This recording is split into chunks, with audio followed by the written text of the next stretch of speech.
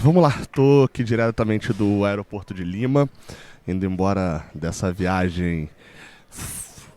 Enfim, se a cobertura foi muito legal aqui no Jornada, né, aqui no Raiz Tricolor e também no Jornada KTO 1902, o resultado da partida deixa um gostinho complicadinho ali, né? Desse empate com a Alianza Lima. Mas nem só de Fluminense vive a Libertadores. E, como eu sempre faço aqui no canal, já é uma tradição, né? A gente tem resumão da rodada após cada rodada da Copa Libertadores da América. Então deixa um like aqui embaixo, se inscreve aqui no canal. Aqui, no momento que eu estou gravando, são 11h16 da noite, que tem 2 horas a menos. Você está vendo esse vídeo aí, eu provavelmente estou programando esse vídeo para o início da manhã desta sexta-feira, né? Enfim, mas deixa o like aqui embaixo e se inscreve aqui no canal para dar aquela moral. Vamos pro resumão da rodada. Vamos lá, tá? Vamos começar pelo grupo A, que é o grupo do Fluminense, que, enfim, normalmente eu faço uma análise um pouco melhor, né? Desculpa se estiver vazando muito aviso, mas é porque, pô, essa hora sai muito voo aqui de Lima, então o tempo todo tá tendo aviso e eu não tenho como continuar, ter como parar a gravação toda hora que se der um aviso, não, tá? Perdão. Mas vamos lá, cara, grupo A, o grupo do Fluminense, normalmente é o grupo que eu já faço análise, né? Mas dessa vez acabei ontem, por toda a questão da operacional aqui do Jornada, não fazendo uma análise diretamente do jogo do Fluminense. Um resultado que pode comprometer a liderança do Fluminense. Acho que a classificação, o Fluminense vai ter que perder jogos que não deveriam perder outras vezes. O empate não compromete a classificação, acho, do Fluminense aqui em Lima, não, mas a primeira posição pode comprometer. Até porque no outro resultado do grupo, o Cerro Porteño perdeu fora de casa para o Colo-Colo. O Colo-Colo ganha por 1-0 lá no Monumental de Santiago. Nas duas próximas rodadas tem um definidor aí. O Alianza Lima joga fora de casa as duas, e se tudo correr como é o normal, tanto o Colo-Colo quanto o Cerro Porteño, que recebem o Alianza Lima, devem fazer mais 3 pontos, e os outros resultados ficam na mão do Fluminense. O Fluminense vai precisar ganhar em casa do Colo-Colo, por exemplo. E aí, dentro de um cenário como esse, o Cerro Porteño chega com 3 pontos. Para o jogo contra o Fluminense, o Colo-Colo chega com 6 pontos ao final do primeiro turno, e pode ser que o Fluminense também chegue com 6. Vai depender de ganhar o Cerro Porteño fora de casa. Não é uma sequência comum, tá? Não é um grupo que tem a sua facilidade, é um grupo que tem as suas vantagens para o Fluminense. De fato, é um grupo confortável, mas esse empate contra o Alianza Lima estoura a possibilidade de erros que o Fluminense poderia cometer. Lembrando, né? O Fluminense, das 4 primeiras rodadas, joga 3 fora de casa. Então não vamos nos desesperar com as sequências do grupo, né? O Fluminense agora joga em casa, mas depois joga 2 vezes fora. Mas também a gente tem que ficar de olho para não chegar desesperado, igual, por exemplo, no nosso grupo, o River Plate chegou no ano passado. Beleza? Bem, vamos ao grupo B agora, que é o grupo do São Paulo. Passou por uma situação São Paulo esquisitíssima no jogo contra o Tajeres. Eu acabei não vendo o jogo, mas consegui ver aqui algumas notícias, ver alguns lances da partida. São Paulo jogou contra o Tajeres lá em Córdoba, perdeu por 2-1 nessa quinta-feira. Foi mais um brasileiro, só um brasileiro ganhou na estreia, que foi o Galo, né? Daqui a pouco eu vou falar. Dos 7 brasileiros, só um ganhou. E essa derrota pro São Paulo, ela prejudica um pouco o São Paulo, né? Ainda mais que na outra partida do grupo o Cobreloa empatou com o Barcelona de Guayaquil por 1-1. Esse jogo eu realmente confesso que eu não vi nada na terça-feira sobre esse Cobreloa em Barcelona, então nem vou ter aqui o que opinar. Mas a situação do São Paulo estranha que ele passou foi porque ele teve 3 jogadores lesionados em momentos diferentes no primeiro tempo. E aí teve um lesão. Aí passa alguns minutos, outro, lesão. E aí, quando, se eu não me engano, aos 45 do primeiro tempo, o Wellington Rato se lesionou, o Carpini decidiu não mexer, porque ele sabia que ia precisar mexer no segundo tempo. Se ele parasse o jogo 3 vezes no primeiro, ele não podia mexer mais. E aí, enfim, ele segurou, ficou com um a menos, tomou o gol. Ficou com a menos depois da lesão do Wellington Rato, tomou 1-0. Depois, enfim, o jogo acaba 2-1 pro Tajeres. É um grupo complicado pro São Paulo?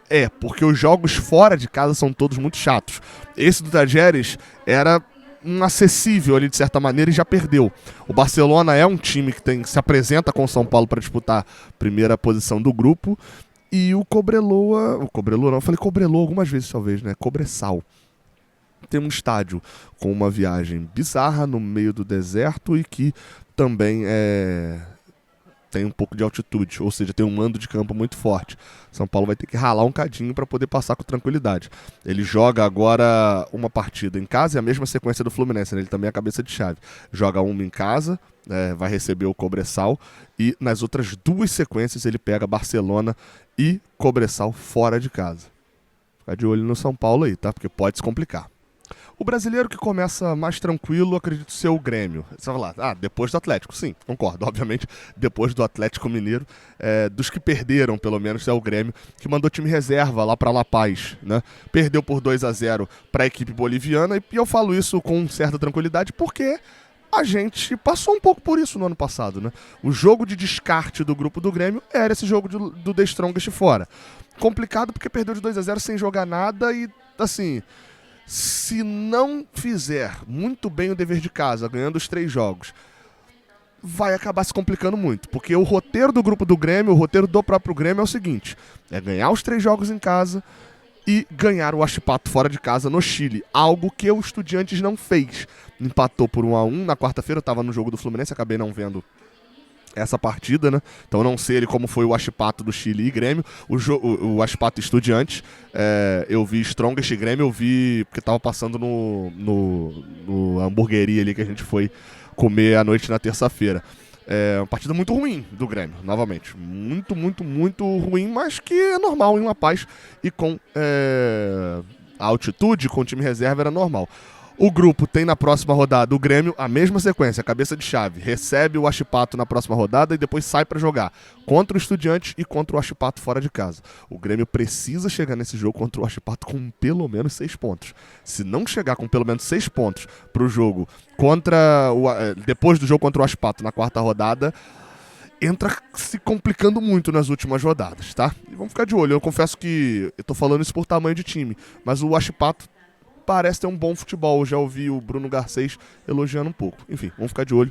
O Grêmio perdeu, mas não é um drama tão grande, até por esse empate entre o Huachipato e Estudiantes.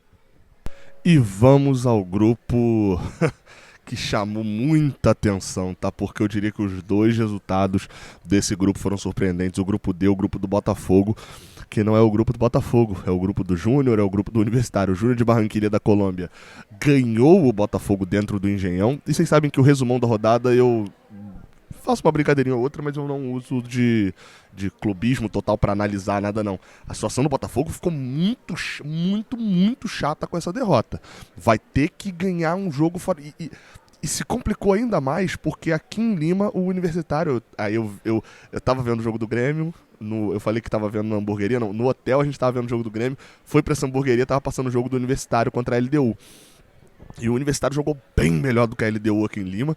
Ganhou por 2-1, tendo gol anulado, enfim, tendo chance de fazer mais. Ganhou por 2-1. E essa vitória do Universitário complica muito a vida do Botafogo, porque o Botafogo perdeu em casa pro Júnior. Ou seja, vai ter que ganhar aí pra classificar, se o grupo não tiver muitos empates, 1 ou 2 jogos fora de casa.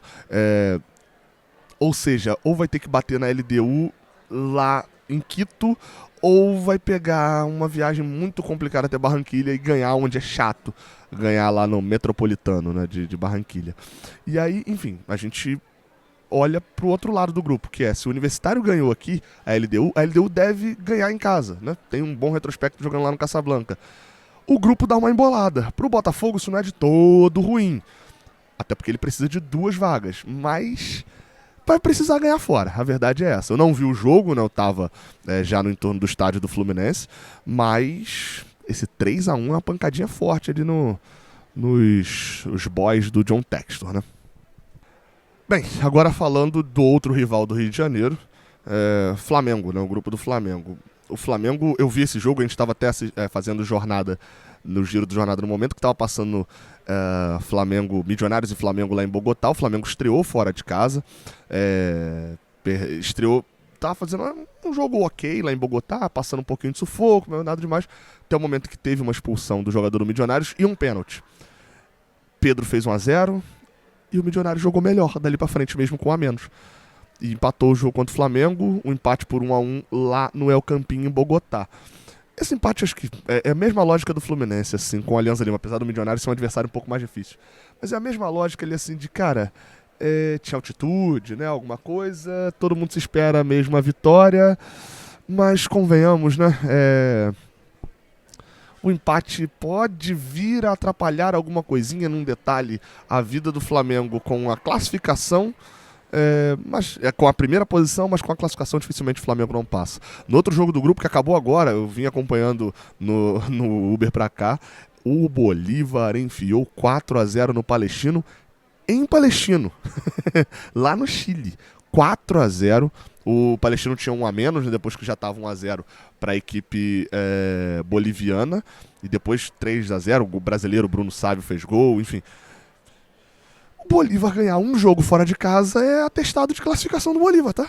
Porque na teoria ganha os 3. O Flamengo provavelmente, né, deve abrir mão do jogo em La Paz, né, mandar time reserva para lá também. Enfim, o Bolívar se credencia para poder avançar. E aí você olha o roteiro do grupo, a próxima rodada é Bolívar e Milionários na Bolívia, em La Paz. Esse jogo é importantíssimo para os bolivianos, tá? Porque se eles ganham esse jogo e o Flamengo faz o que é normal, que é ganhar o Palestino, na terceira rodada tem Bolívar e Flamengo, os dois com 6 pontos, em La Paz, e o Bolívar podendo chegar a 9 pontos nas 3 primeiras rodadas, né? Então assim, esse grupo tá interessante de se ver, principalmente se o Flamengo tropeçasse lá em La Paz também, chegasse na final da terceira rodada só com 3 pontos. Porque aí o jogo da quarta rodada é Palestina e Flamengo lá no Chile. É no mesmo dia de Fluminense, de Colo-Colo e Fluminense, né? Na mesma data ali. Aí complica. Esse grupo tá fácil demais, Flamengo. Vamos lá, vamos pro grupo F. Esse é o grupo que tem o Palmeiras, né, ali de brasileiro. Um grupo que todos os jogos empataram. O Palmeiras jogou no mesmo horário do Fluminense, então acabei não vendo o jogo ao vivo. Muita gente falando, né, que o São Lourenço massacrou o Palmeiras. O Palmeiras conseguiu ali um gol de empate, teve bola na trave. Assim, o São Lourenço jogou bem mesmo em casa. E mais um brasileiro que estreia tropeçando, estreia fora de casa, mas empatou com o São Lourenço. Então não tenho muito o que comentar ele diretamente. O outro jogo do grupo, Liverpool e Del Valle, dá pra dizer que favoreceu o Palmeiras. Porque, vamos lá, se São Lourenço e Del Valle seriam os times para tirar o Palmeiras dessa classificação aí, né, e tal. E o fato do Del Valle não ter ganhado o Liverpool no Uruguai, até fez 1-0, o Liverpool empatou, perdeu 2 pontos. A verdade é essa. A conta de todo mundo no grupo tem que ser começar com 6 pontos, ganhando todos os jogos do Liverpool. Na próxima rodada, o Palmeiras joga contra o Liverpool em casa e tem que fazer essa obrigação. Esse é o meu voo. Tem que gravar o último grupo. Mas antes de gravar o último grupo, eu preciso gravar o do grupo do Galo, né, que é o penúltimo grupo. Atlético Mineiro enfiou 4. Foi o único brasileiro a vencer nessa primeira rodada. Também, né, o Galo não era cabeça de chave, mas era do pote 2 e estreou fora de casa também. O único que estreou em casa foi o Botafogo. Bem, 4-1, Paulinho deitou e rolou. O jogo foi agora, também não consegui ver tudo, né? Vi um pedacinho do jogo e vi ali depois os melhores momentos. Paulinho jogou muito, 4-1, tranquilo contra o Caracas na Venezuela. A verdade é que o Galo fez o que o Fluminense deveria fazer. Pega um adversário mais fraco, fora de casa, sem altitude, ganha e ganha com autoridade. O Fluminense perdeu o bonde nessa. No outro jogo do grupo, esse jogo eu vi aqui também, vi muito jogo essa semana, tá? É porque aqui, como o horário aqui é mais cedo, 5 da tarde, tipo assim, a gente ia fazer o jornada, a gente fazia de frente com uma TV passando o jogo. Aí 7 horas a gente ia comer alguma coisa à noite, tinha TV passando o jogo, então tava vendo o jogo direto. Rosário Central 1, Peñarol 0. Time do Léo Fernandes, né? O Peñarol estreou perdendo. O Rosário fez um gol no finalzinho do primeiro tempo, numa bola aérea. Rosário pareceu estar jogando um pouquinho melhor, tava fazendo jornada, então não tava vendo ali para analisar o jogo. O Peñarol, assim, vem sendo uma tragédia. Foi eliminado de uma maneira ridícula no ano passado na Sul-Americana. Enfim, nas últimas campanhas de Libertadores também não tem agregado nada. O futebol uruguaio passa por uma crise gigantesca assim, para fora da América do Sul. E creio que o resultado dessa primeira rodada deva ter moldado a tabela até o final da fase de grupos mesmo, com Galo e Rosário Central passando. Na próxima rodada, inclusive, os dois se enfrentam no Mineirão, na Arena MRV. O Galo joga 2 seguidas agora em casa, contra o Rosário Central na semana que vem, e na outra contra o Peñarol. Grande chance de chegar a 9 pontos no final do primeiro turno. E no grupo H, que é o grupo que não tem brasileiros, né? então vou passar um pouquinho mais rápido. O River Plate foi a Táchira e fez o que o Galo fez também, né? Pega o adversário mais fraco, jogando num país sem altitude e ganha, né? Sendo um cabeça de chave real. Venceu por 2-0. Eu não vi esse jogo, mas aqui passa a ESPN e a Argentina, então eu vi massivamente ali comentários e tal. Foi um jogo que pelo menos pareceu ali tranquilo pro River Plate. No outro jogo, no Gran Parque Central, o Nacional ganhou por 2-0 do Libertad, o Nacional do Uruguai. Se eu falei tudo do futebol uruguaio, pelo menos o Uruguai venceu, né? O Nacional ganhou por 2-0 do Libertad.